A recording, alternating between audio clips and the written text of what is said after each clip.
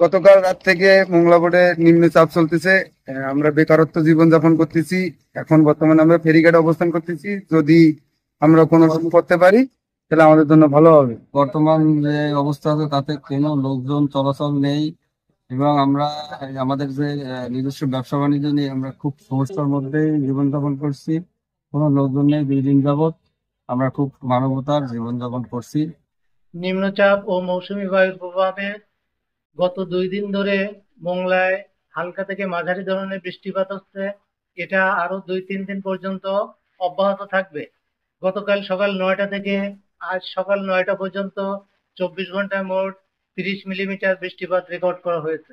নিম্নচাপটি আজ সকাল 9টায় মোংলা সমুদ্র বন্দর থেকে 230 কিলোমিটার দূরে অবস্থান করছিল, যার প্রভাবে সাগর খুব উত্তাল রয়েছে।